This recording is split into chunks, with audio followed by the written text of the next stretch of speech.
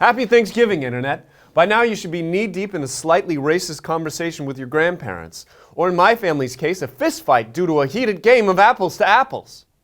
As we all know, the president pardons a turkey on this holiday every year, which is why this annual ceremony brings us to the topic of presidential pardons. But for actual people, not birds.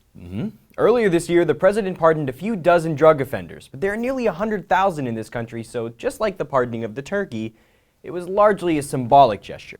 However, we also just let 6,000 prisoners out of jail early, the largest one-time release in U.S. history. Michael, we're in danger. That turkey the president pardoned is going to lead a 6,000, like an army against me. This is just like the mass escape that happened at Azkaban in Harry Potter and the Order of the Phoenix.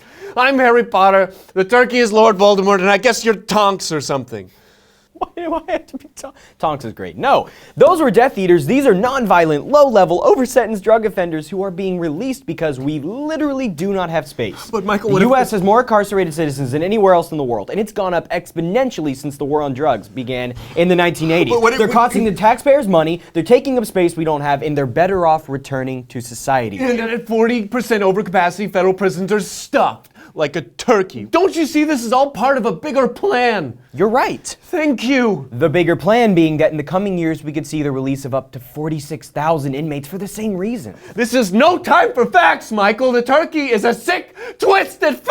You're being ridiculous. How could you possibly know that?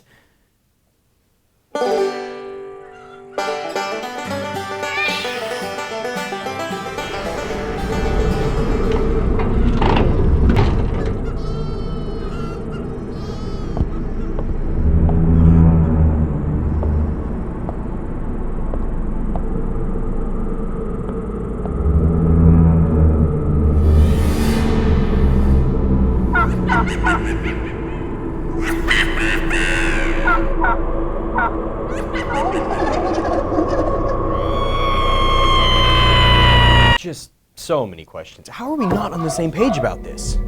Oh God, he's here. Why did they let him out?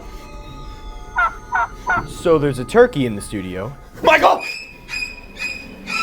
Michael! Michael, run!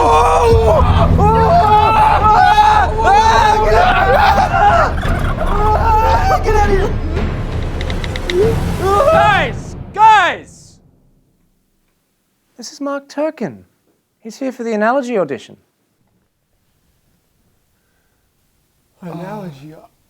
Oh, yeah, that's not the same turkey. It's not a murderous criminal. He's just a turkey. Right, but your skewed perception led you to believe that the release of 6,000 inmates meant the release of 6,000 murderous criminals. Yeah. And think that my life was Harry Potter again. Yeah, your parents are alive. Yeah. Internet, we're not saying that we should let all drug offenders go free or not have prisons anymore. But these massive over-sentencing charges would be like me still being grounded for that one time I watched Power Rangers when I was 7. Times are changing. A bipartisan group of senators came together and put forward a bill that reduces mandatory minimums for drug offenses, because the war on drugs is showing its flaws, and mandatory minimums are unjust. I imagine the senators sitting together at a table with mashed potatoes and whatever the hell that is that your aunt brought, and oh, your aunt's ex-husband is here. That's weird. And finally coming together for the holiday. Keep being weird, Internet. Gobble, gobble.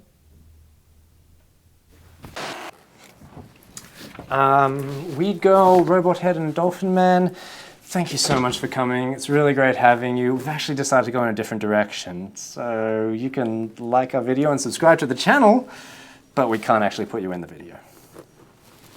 There's the door.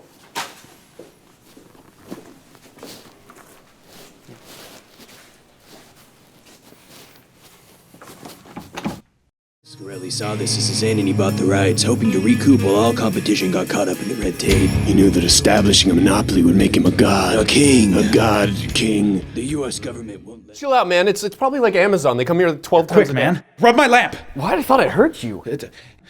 It does, but like in a good way. Just rub my lamp. In a good way? What is that? What does that mean?